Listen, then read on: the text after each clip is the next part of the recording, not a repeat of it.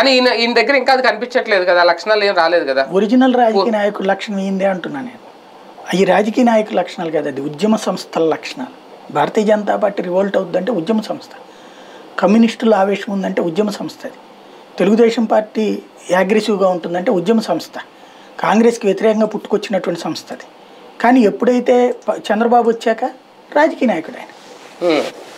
BRS లొంగిపోవట్లేదే ఇప్పటికి కూడా. ఉద్యమ సంస్థలు ఇవన్నీ ఉద్యమ పార్టీలే. భారతీయ జనతా పార్టీ హిందుత్వ ఉద్యమ పార్టీ, వీళ్ళందరూ కూడా ఉద్యమ పార్టీలు. కాంగ్రెస్ కూడా స్వతంత్ర ఉద్యమ పార్టీ. ఇట్లాగా తెలుగుదేశం పార్టీ కూడా ఉద్యమ పార్టీ, కాంగ్రెస్ వ్యతిరేక ఉద్యమ పార్టీ. కానీ రియల్ పొలిటీషియన్ చంద్రబాబు. ఆ తర్వాత ఆ స్థాయిలో మళ్ళీ పవన్ కళ్యాణ్ ఎమర్జ్ అవుతున్నాడు. ఏంటి పొలిటీషియన్ అనేవాడు అందితే జుట్టు, అందకపోతే కాళ్ళు పట్టుకోవాలి. అందితే జుట్టు, అందకపోతే కాళ్ళు, అంతే కదా. ప్రస్తుతం అంతే వాళ్ళిద్దరు చేస్తుంది. భారతీయ జనతా పార్టీ అందలేదు, దాన్ని జుట్టు పట్టుకోవాలని చూశారు. తర్వాత కుదరదు అనుకున్నప్పుడు కాళ్ళు పట్టుకోవాలని చూస్తున్నారు.